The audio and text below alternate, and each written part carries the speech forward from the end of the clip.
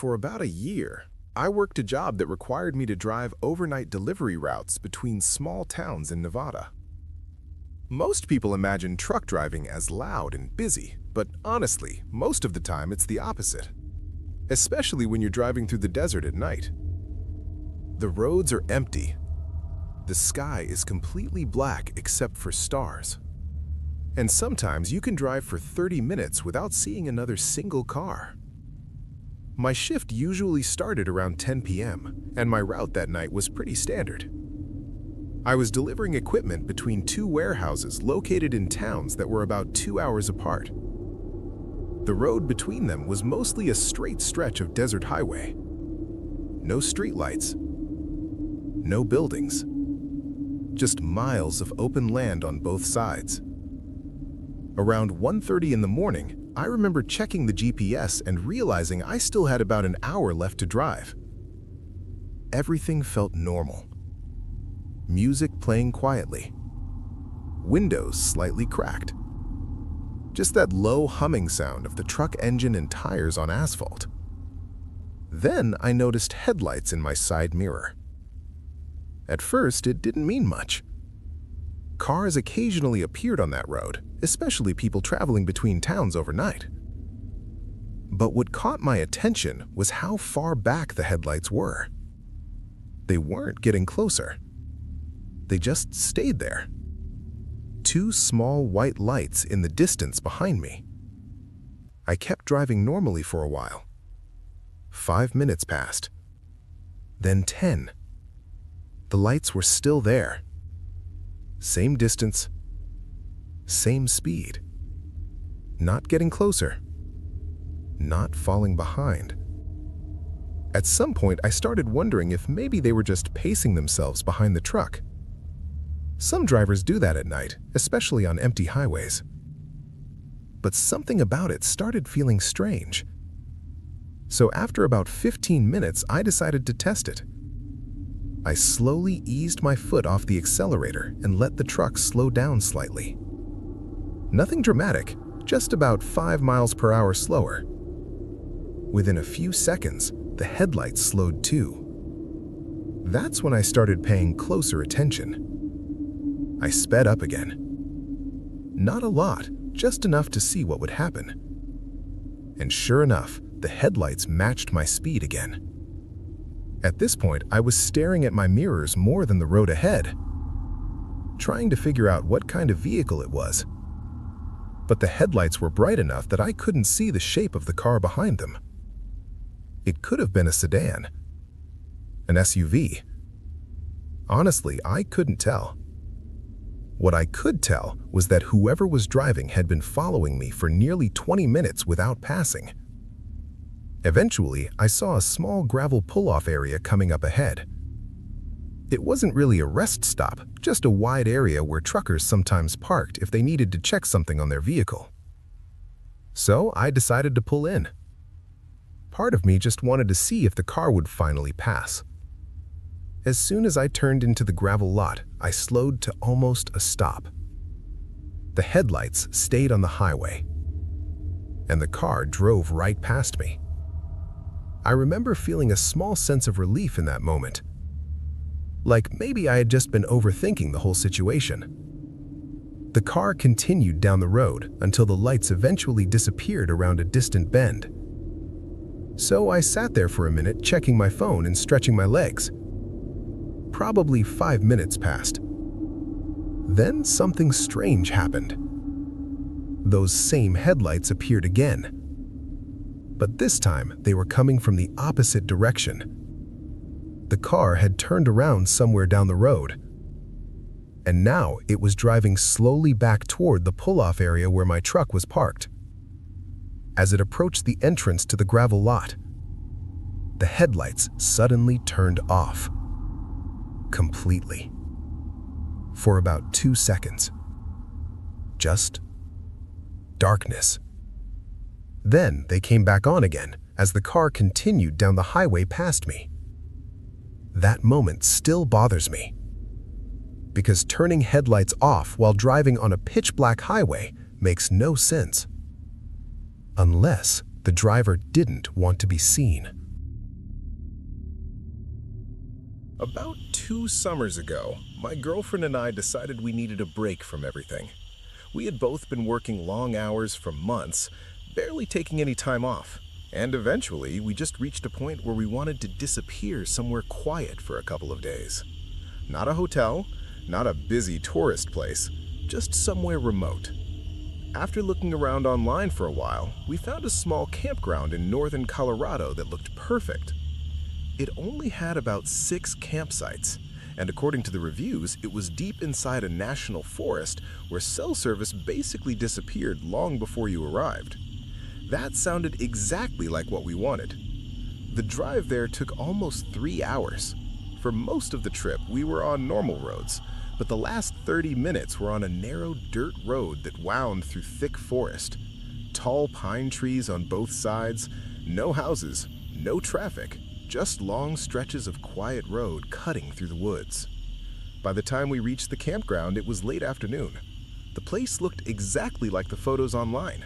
A small clearing in the middle of dense forest with a circular dirt road connecting the campsites.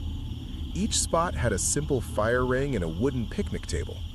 There were only 2 other vehicles there when we arrived. One RV parked near the entrance, and a small dark-colored sedan parked at the far end of the campground.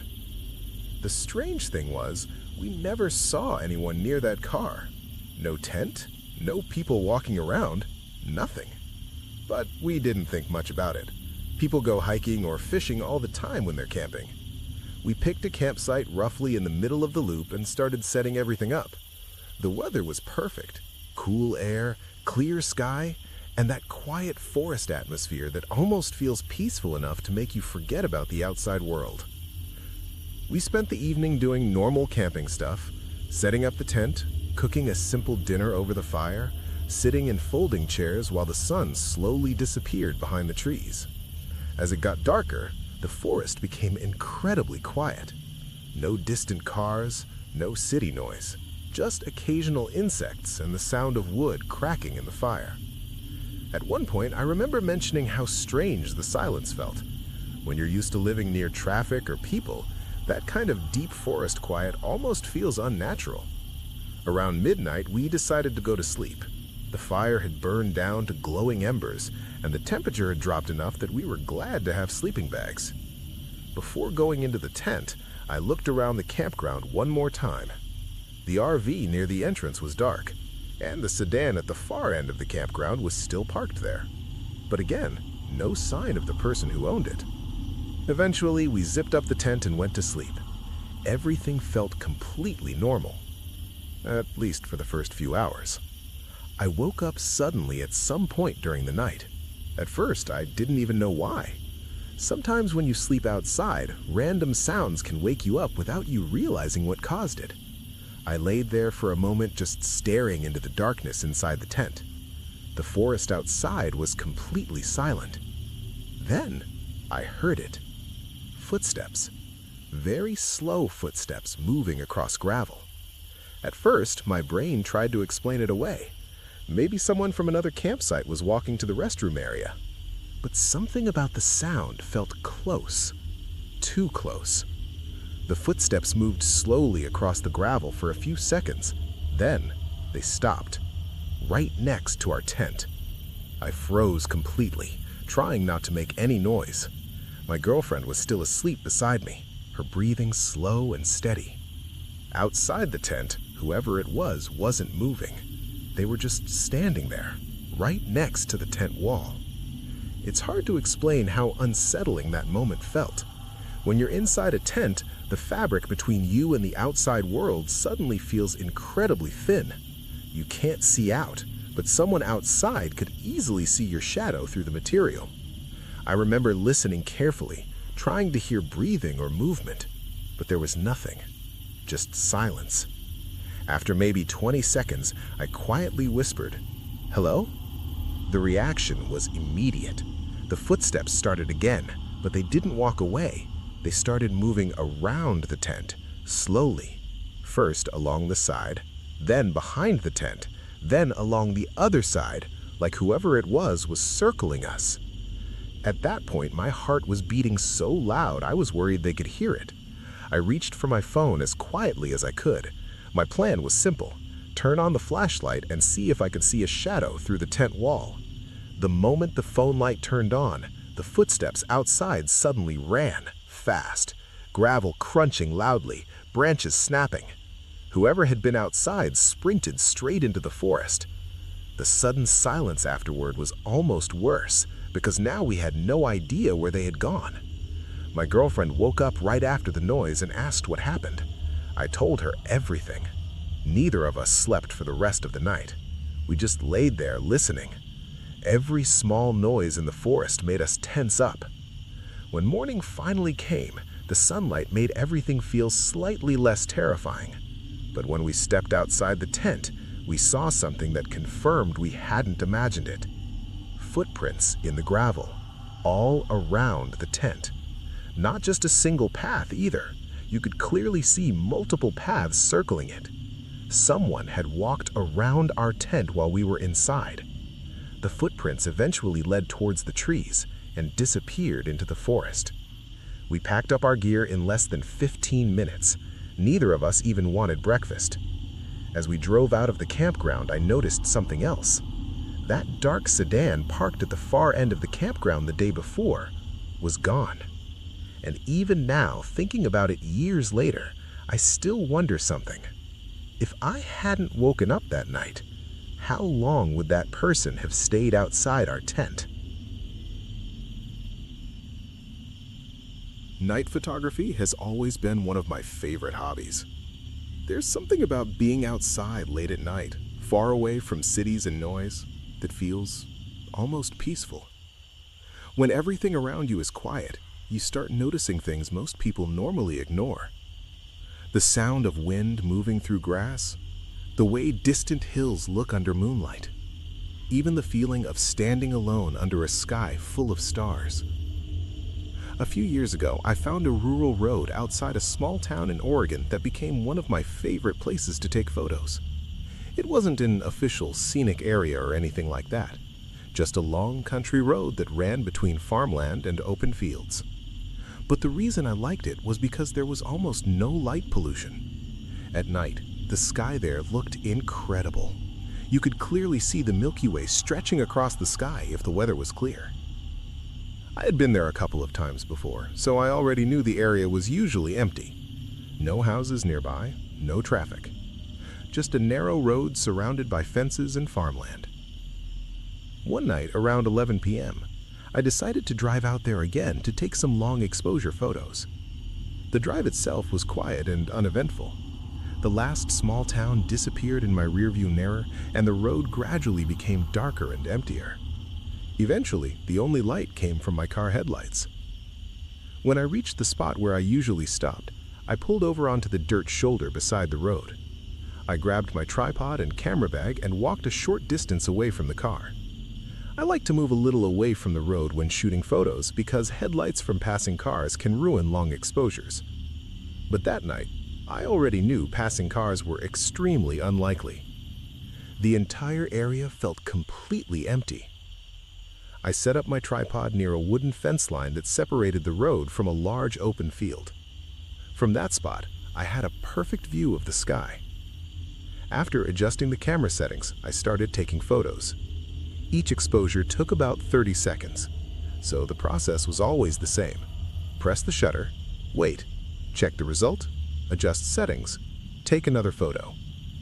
I probably spent about 20 minutes doing this without thinking much about anything. The night air was cool and calm, no wind, no animals making noise, just silence. But at some point during those long pauses between photos, I started hearing something. A faint, metallic sound, very soft, almost like metal lightly tapping against something. At first, I assumed it was just the wind moving part of the fence nearby, so I ignored it. But after another couple of photos, I heard it again. Clink, clink, a small metallic movement. That's when I looked up and scanned the area around me, and that's when I noticed the farm gate. Across the road from where I was standing, attached to another section of fence, there was a large metal gate. and it was slowly moving, swinging slightly back and forth. At first, I assumed the wind must have picked up, but when I stopped and paid attention, the air was completely still. The grass around the road wasn't moving. The trees in the distance weren't moving. Yet the gate kept shifting slightly, back, then forward, making that same quiet metallic sound. Clink, clink. It wasn't swinging freely either. The movement looked controlled, almost like someone was gently pushing it. I stood there watching it for a few seconds, trying to understand what I was seeing. My first thought was maybe an animal had brushed against it, but if that were the case, the gate would probably swing wider or faster. This movement was slow, careful, almost deliberate. Eventually, I decided to walk a little closer, not directly toward the gate, but closer to the road so I could see it better. As I stepped forward, the gravel under my shoes made a quiet crunching sound. The gate stopped, completely. That sudden stillness immediately made me uncomfortable. I stood there looking across the road. The moonlight was faint but just bright enough to reveal the outline of the fence and gate. And that's when I noticed something behind it. A person, standing on the other side of the gate, completely still. At first, my brain almost refused to process what I was looking at, because I had been standing out there alone for nearly half an hour. Or at least I thought I had. The figure was hard to see clearly, just a dark silhouette against the slightly lighter field behind them. But there was no doubt someone was there, standing, with one hand resting on the metal bar of the gate, watching me. What made it worse was how silent they had been. I never heard footsteps, never heard a voice, never heard a car arrive, which meant one thing. They had probably been standing there for a while, watching me take photos. I didn't say anything. I didn't ask who they were. Every instinct I had told me not to start a conversation in the middle of a dark rural road with someone silently observing me. Instead, I slowly walked backward toward my car, trying not to make any sudden movements. The entire time I could feel their eyes on me, but they never moved. They never spoke. They just stood there, holding the gate, watching. When I finally reached my car, I opened the door quickly and got inside. The moment I turned the key and the headlights came on, the entire roadside lit up. The fence, the field, the gate. But the person was gone, completely gone. And the strange thing was, there really wasn't anywhere nearby they could have disappeared to that quickly. The field behind the gate was wide open. No trees, no buildings, no place to hide. Yet there was no one there anymore. I didn't wait to investigate. I just drove away. Later that night when I got home, I started reviewing the photos I had taken. Most of them were just normal star shots. But one of the photos had captured part of the roadside fence. And when I zoomed in near the gate, you could see something standing there. A faint human shape in the darkness, standing exactly where I had seen the figure, watching the camera. And if I'm being honest, that photo still makes me uncomfortable to look at, because it means one thing. I wasn't out there alone nearly as long as I thought I was.